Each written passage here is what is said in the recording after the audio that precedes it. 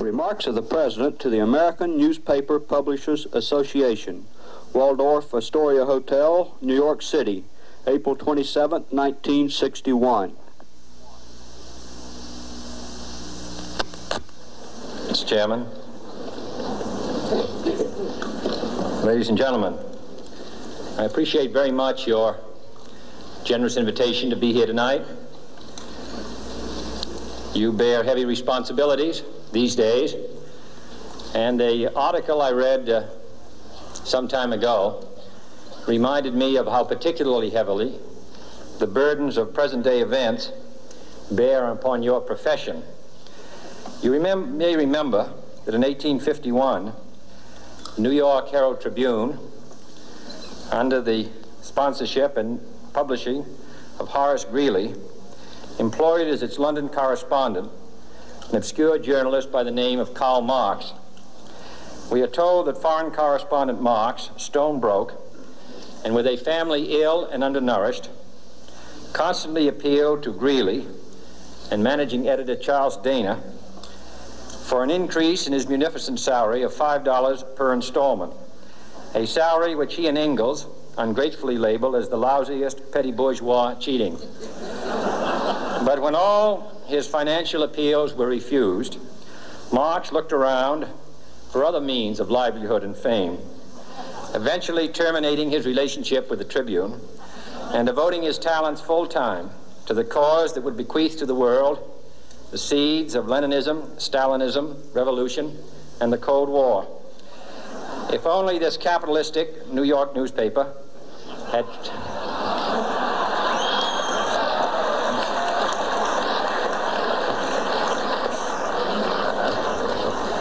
treated him more kindly,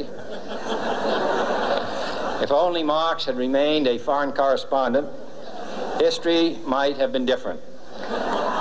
And I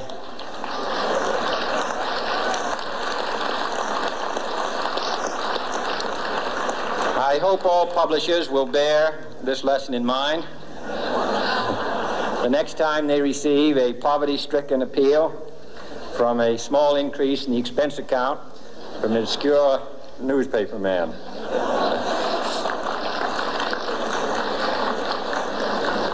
I have selected as the title of my remarks tonight, "The President and the Press." Some may suggest that this would be more naturally worded, "The President versus the Press," but those are not my sentiments tonight.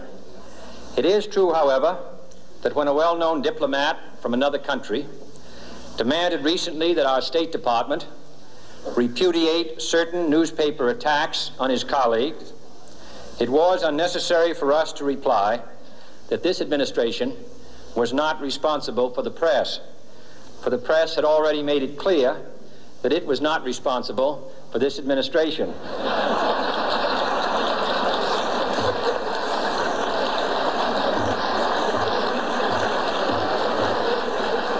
Nevertheless, my purpose here tonight is not to deliver the usual assault on the so-called one-party press.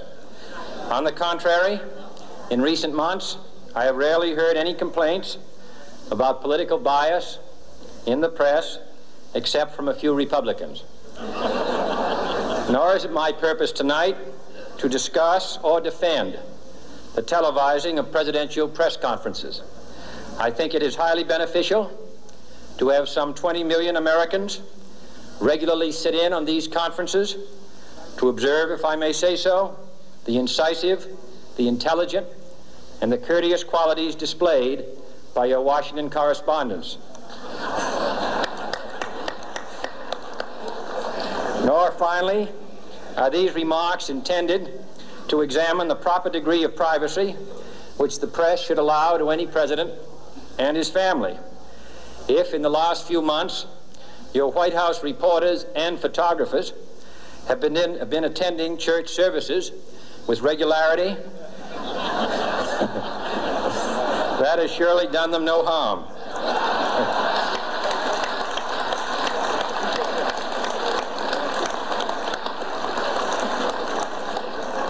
On the other hand, I realize that your staff and wire service photographers may be complaining that they do not enjoy the same green privileges the local golf courses, which they once did. It is true that my predecessor did not object, as I do, to pictures of one's golfing skill in action, but neither, on the other hand, did he ever bean a Secret Service man. My topic tonight is a more sober one, of concern to publishers as well as editors. I want to talk about our common responsibilities in the face of a common danger. The events of recent weeks may have helped to illuminate that challenge for some, but the dimensions of its threat have loomed large on the horizon for many years. Whatever our hopes may be for the future, for reducing this threat or living with it, there is no escaping either the gravity or the totality of its challenge to our survival and to our security. A challenge that confronts us in unaccustomed ways in every sphere of human activity. This deadly challenge imposes upon our society two requirements of direct concern, both to the press and to the President. Two requirements that may seem almost contradictory in tone, but which must be reconciled and fulfilled if we are to meet this national peril. I refer first to the need for far greater public information, and second, to the need for far greater official secrecy. The very word secrecy is repugnant in a free and open society, and we are, as a people, inherently and historically opposed to secret societies, to secret oaths, and to secret proceedings. We decided long ago that the dangers of excessive and unwarranted concealment of pertinent facts far outweighed the dangers which are cited to justify it. Even today, there is little value in opposing the threat of a closed society by imitating its arbitrary restrictions. Even today, there is little value in ensuring the survival of our nation if our traditions do not survive with it. And there is very grave danger that an announced need for increased security will be seized upon by those anxious to expand its meaning to the very limits of official censorship and concealment. That I do not intend to permit to the extent that it's in my control.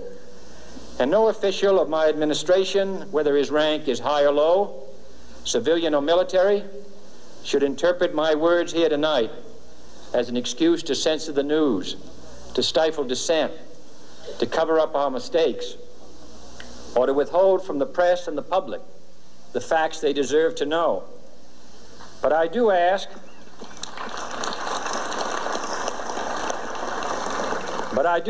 every publisher, every editor, and every newsman in the nation to re-examine his own standards and to recognize the nature of our country's peril. In time of war, the government and the press have customarily joined in an effort based largely on self-discipline to prevent unauthorized disclosures to the enemy. In times of clear and present danger, the courts have held that even the privileged rights of the First Amendment must yield to the public's need for national security. Today, no war has been declared, and however fierce the struggle may be, it may never be declared in the traditional fashion. Our way of life is under attack. Those who make themselves our enemy are advancing around the globe. The survival of our friends is in danger, and yet no war has been declared. No borders have been crossed by marching troops. No missiles have been fired. If the press is awaiting a declaration of war before it imposes the self-discipline of combat conditions, then I can only say that no war ever posed a greater threat to our security. If you are awaiting a finding of clear and present danger, then I can only say that the danger has never been more clear, and its presence has never been more imminent. It requires a change in outlook, a change in tactics, a change in missions by the government, by the people, by every businessman or labor leader, and by every newspaper. For we are opposed around the world by a monolithic and ruthless conspiracy that relies primarily on covert means for expanding its sphere of influence, on infiltration instead of invasion, on subversion instead of elections, on intimidation instead of free choice, on guerrillas by night instead of armies by day. It is a system which has conscripted vast human and material resources into the building of a tightly knit, highly efficient machine that combines military, diplomatic, intelligence, economic, scientific, and political operations. Its preparations are concealed, not published. Its mistakes are buried, not headlined. Its dissenters are silenced, not praised. No expenditure is questioned, no rumor is printed, no secret is revealed. It conducts the Cold War, in short, with a wartime discipline no democracy would ever hope or wish to match. Nevertheless, every democracy recognizes the necessary restraints of national security. And the question remains whether those restraints need to be more strictly observed if we are to oppose this kind of attack as well as outright invasion. For the facts of the matter are that this nation's foes have openly boasted of acquiring through our newspapers information they would otherwise hire agents to acquire through theft, bribery, or espionage. That details of this nation's covert preparations to counter the enemy's covert operations have been available to every newspaper reader, friend and foe alike. That the size, the strength, the location, and the nature of our forces and weapons, and our plans and strategy for their use, have all been pinpointed in the press and other news media to a degree sufficient to satisfy any foreign power, and that in at least one case, the publication of details concerning a secret mechanism whereby satellites were followed required its alteration at the expense of considerable time and money. The newspapers which printed these stories were loyal, patriotic, responsible, and well-meaning. Had we been engaged in open warfare, they undoubtedly would not have published such items. But in the absence of open warfare, they recognized only the tests of journalism and not the tests of national security. And my question tonight is whether additional tests should not now be adopted. That question is for you alone to answer. No public official should answer it for you. No governmental plan should impose its restraints against your will. But I would be failing in my duty to the nation in considering all of the responsibilities that we now bear and all of the means at hand to meet those responsibilities if I did not commend this problem to your attention and urge its thoughtful consideration. On many earlier occasions I have said, and your newspapers have constantly said, that these are times that appeal to every citizen's sense of sacrifice and self-discipline. They call out to every citizen to weigh his rights and comforts against his obligations to the common good. I cannot now believe that those citizens who serve in the newspaper business consider themselves exempt from that appeal. I have no intention of establishing a new office of war information to govern the flow of news. I am not suggesting any new forms of censorship or new types of security classifications. I have no easy answer to the dilemma that I have posed and would not seek to impose it if I had one.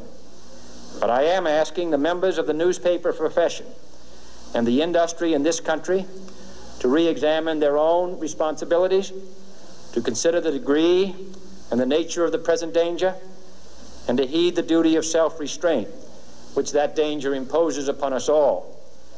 Every newspaper now asks itself, with respect to every story, is it news? All I suggest is that you add the question, is it in the interest of national security? And I hope that every group in America, unions and businessmen and public officials at every level, will ask the same question of their endeavors and subject their actions to this same exacting test.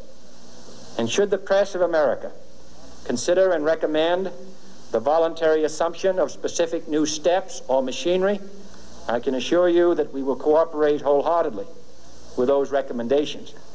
Perhaps there will be no recommendations. Perhaps there is no answer to the dilemma faced by a free and open society in a cold and secret war. In times of peace, any discussion of this subject and any action that results are both painful and without precedent. But this is a time of peace and peril which knows no precedent in history. It is the unprecedented nature of this challenge that also gives rise to your second obligation, an obligation which I share, and that is our obligation to inform and alert the American people, to make certain that they possess all the facts that they need and understand them as well, the perils, the prospects, the purposes of our program, and the choices that we face. No president should fear public scrutiny of his program, for from that scrutiny comes understanding, and from that understanding comes support or opposition, and both are necessary. I am not asking your newspapers to support an administration, but I am asking your help in the tremendous task of informing and alerting the American people. For I have complete confidence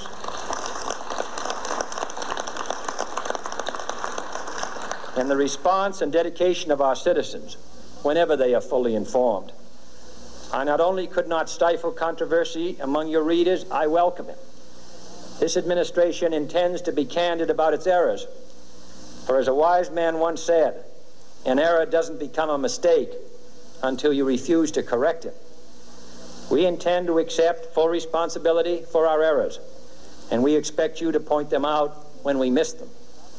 Without debate, without criticism, no administration and no country can succeed, and no republic can survive. That is why the Athenian lawmaker Solon decreed it a crime for any citizen to shrink from controversy. And that is why our press was protected by the First Amendment, the only business in America specifically protected by the Constitution, not primarily to amuse and entertain, not to emphasize the trivial and the sentimental, not to simply give the public what it wants, but to inform, to arouse, to reflect, to state our dangers and our opportunities, to indicate our crises and our choices, to lead, mold, educate, and sometimes even anger public opinion. This means greater coverage and analysis of international news, for it is no longer far away and foreign, but close at hand and local. It means greater attention to improved understanding of the news, as well as improved transmission. And it means, finally, that government at all levels must meet its obligation to provide you with the fullest possible information outside the narrowest limits of national security, and we intend to do it.